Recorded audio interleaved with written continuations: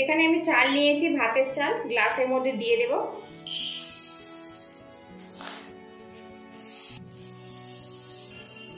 এবার গ্লাসগুলো নিয়ে নেব। এবার এই ফুটন্ত জলের মধ্যে গ্লাসগুলো আমি দিয়ে দেব। নমস্কার বন্ধুরা, আমি অনিন্দিতা, আপনাদের সকলকে স্বাগত জানাচ্ছি। আজকে আমি গ্লাসের মধ্যে ভাতের চাল দিয়ে হেলদি টেস্টি একটা নাস্তার রেসিপি আপনাদের সাথে শেয়ার করব। তো প্লিজ আমি কীভাবে বানাচ্ছি পুরো ভিডিওটি দেখার অনুরোধ রইল, আশা রাখছি ভালো লাগবে। আজকের রেসিপির জন্য এখানে আমি 1 বাটি পরিমাণে ভাতের চাল নিয়েছি। তো দেখুন এইরকম একটা ছোট্ট কাঁচের বাটির 1 বাটি চাল নিয়েছি। চালটা ভালো করে ধুয়ে নিয়েছি, নিয়ে 5 ঘন্টার জন্য আমি চালটা কিন্তু ভিজিয়ে নরম করে নিয়েছি। দেখুন কালারটা পুরো চেঞ্জ হয়ে গেছে। আর এখানে আপনারা সরু চাল কিংবা মোটা চাল যে কোনো চাল দিয়ে রেসিপিটা বানাতে পারেন। আর চালটা অবশ্যই ভালো করে ধুয়ে নেবেন।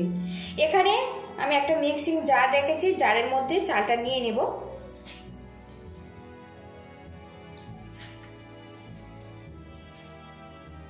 এদিকে দেখুন মিক্সিং বোলের মধ্যে আমি চালগুলো নিয়েছি। আর এখন দেখুন চালটা কত সুন্দরভাবে নরমভাবে ভিজে গেছে। তো দেখুন সামান্য চাপ দিলেই কিন্তু চালটা খুব সুন্দরভাবে ভেঙে যাচ্ছে, একদম সুন্দরভাবে ভেঙে যাচ্ছে। এইভাবে নরম করে যদি চালটা ভিজিয়ে নেন তো পেস্ট কিন্তু খুব সহজেই রেডি হয়ে যাবে। এবার এই বোলের মধ্যে সামান্য পরিমাণে জল দেব, খুব বেশি কিন্তু জল দেওয়ার দরকার নেই। এবার এই চালের মধ্যে দিয়ে দেব 5 চামচ পরিমাণে টক দই। এবার ঢাকনা দিয়ে মিহি করে পেস্ট বানিয়ে নেব। এদিকে আমি একটা বোলের মধ্যে চালের পেস্ট নিয়ে নেব। এদিকে দেখুন পেস্ট কত স্মুথভাবে রেডি হয়েছে, আর এইভাবে কিন্তু রেডি করে নিতে হবে। এবার এই চালের মিশ্রণের মধ্যে এখানে দিয়ে দেবো 1/2 বাটি পরিমাণে সুজি। এখানে আমি ছোট বাটি ব্যবহার করেছি, তার হাফ সুজি নিয়েছি। এবারে এর মধ্যে দিয়ে দেবো 1 চামচ পরিমাণে চিনি। টক দই ব্যবহার করেছি সেই জন্য এখানে চিনিটা দিলাম, এতে স্বাদের ব্যালেন্সটা খুব সুন্দরভাবে রেডি হবে। দিয়ে দেবো স্বাদ মতো লবণ। এবার এটা ভালো করে মিক্স করে নেব। আর এই চালের মিশ্রণটা কিন্তু খুব বেশি পাতলা করবেন না, মিডিয়াম ঘনত্বে ব্যাটারটা বানিয়ে নিতে হবে। এদিকে সুজি আর চালের পেস্টটা দিয়ে আমি মিশ্রণটা রেডি করে নিয়েছি, কিন্তু একটু ঘন বেশি মনে হচ্ছে। এর মধ্যে সামান্য পরিমাণে জল দিয়ে দেব, দিয়ে এটা মিক্স করে নেব। এদিকে দেখুন মিশ্রণটা আমার রেডি হয়ে গেছে। এখানে একটা প্লেট নিয়েছি, এটা ঢেকে রাখবো 10 মিনিটের জন্য। এতে সুজিটা কিন্তু ভালো মতো ফুলে নরম হয়ে যাবে। চালের এই নাস্তাটা আমি গ্লাসে সেট করব, তার জন্য 2টো গ্লাস নিয়েছি। আর এখানে ব্রাশে সামান্য তেল নিয়েছি, গ্লাসের মধ্যে ভালো করে লাগিয়ে দেব। আর অবশ্যই কিন্তু তেলটা গ্লাসের মধ্যে ভালো করে লাগিয়ে নিতে হবে, তাহলে নাস্তাটা কিন্তু খুব সহজেই বেরিয়ে আসবে যখন রেডি হয়ে যাবে। এইভাবে তেলটা দিয়ে লাগিয়ে নিতে হবে।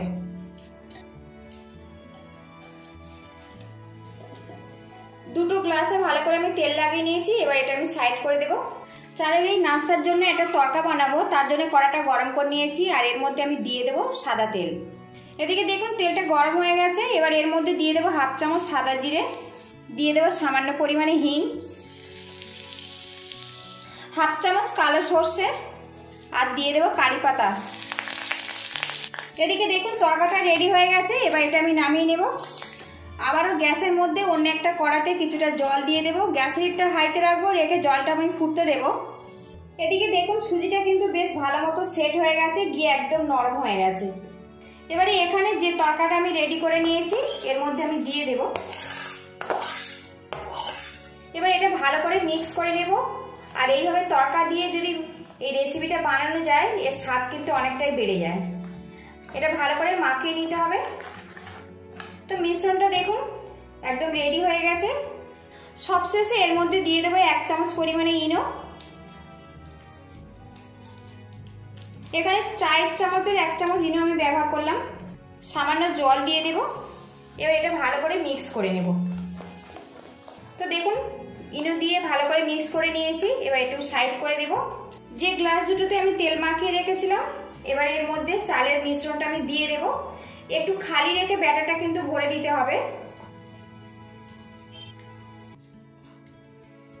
চালের মিশ্রণটা আমি গ্লাসে দেখুন খালি রেখে ভরে নিয়েছি। এইভাবে কিন্তু খালি রেখে ভরে নিতে হবে। এদিকে দেখুন কড়ার জলটা কিন্তু ফুটতে শুরু করেছে।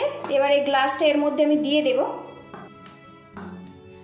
এবার একটা পাত্র দিয়ে আমি ঢেকে রাখবো। আর এই সময় গ্যাসের হিটটা হাইতে রাখবো, রেখে 10 মিনিট আমি এইভাবে ভাপিয়ে নেব।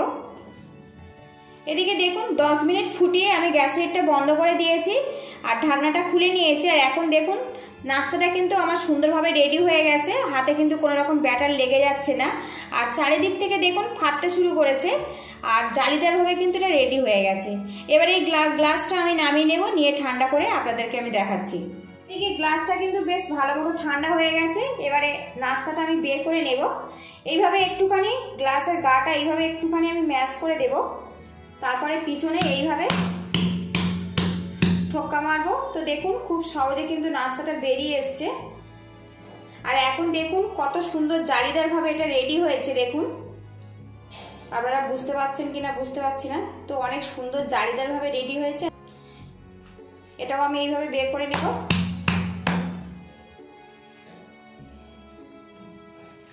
তো নতুন স্বাদের রেসিপিটা ভালো লাগলে বন্ধুরা অবশ্যই লাইক দিয়ে দেবেন, আর চ্যানেলে নতুন হয়ে থাকলে চ্যানেলটিকে সাবস্ক্রাইব করার অনুরোধ রইল।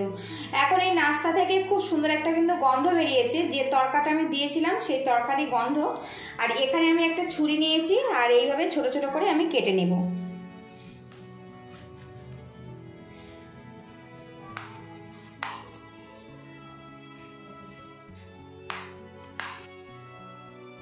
সবগুলো নাস্তা আমি এইভাবে পিস করে কেটে নিব।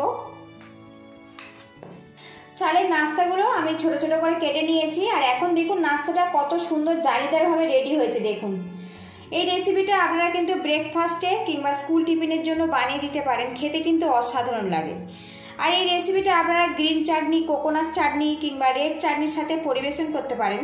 আজকের আমি এই রেসিপিটা রায়তার সাথে পরিবেশন করব। অবশ্যই বাড়িতে এইভাবে ট্রাই করবেন বন্ধুরা, আশা করছি খুবই ভালো লাগবে। ছোট এক বাটি ভাতের চাল দিয়ে পুরো পরিবারের জন্য স্বাস্থ্যকর টিফিন রেডি হয়ে গেছে। আর এই রেসিপিটা আমি ব্রেকফাস্টে পরিবেশন করব। পুরো ভিডিওটি দেখার জন্য আপনাদের অসংখ্য ধন্যবাদ রইল। ভালো থাকবেন, সুস্থ থাকবেন এই কামনা করে আজকের আমি বিদায় নিচ্ছি।